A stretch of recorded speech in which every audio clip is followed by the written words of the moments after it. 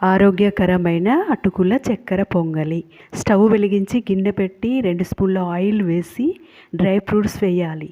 జీడిపప్పు, కిస్మిస్, కొబ్బరి ముక్కలు, బాదం చిన్న ముక్కలుగా కట్ చేసుకొని కిస్మిస్లు, యాలకులు వేసి దోరగా వేయించుకోవాలి. డ్రై ఫ్రూట్స్ వల్ల మనకు ఎంతో ఆరోగ్యం కలుగుతుంది. పిల్లలకు పెద్దలకు ఇష్టకరమైన చక్కెర పొంగలి. గ్లాస్ పాలు పోయాలి. యాలకుల పౌడర్ వేసి కప్పు చక్కెర వేసుకోవాలి.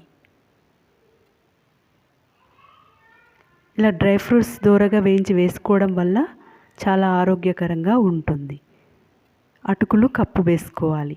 దగ్గరికి వచ్చేంత వరకు కలుపుకుంటూ ఉండాలి. జీడిపప్పు వల్ల మనకు ప్రోటీన్ ఉంటుంది. కిస్మిస్ వల్ల మన ఆరోగ్యానికి ఎంతో మేలు చేస్తుంది. ఎయిర్ లాస్ కాకుండా ఉండడానికి ఈ అటుకుల చక్కెర పొంగలి తయారీ విధానం.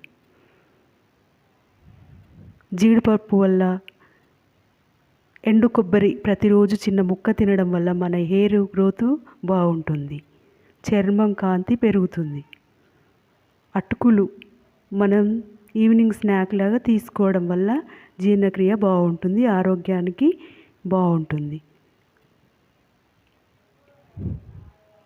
అటుకుల చక్కెర పొంగలి తయారు.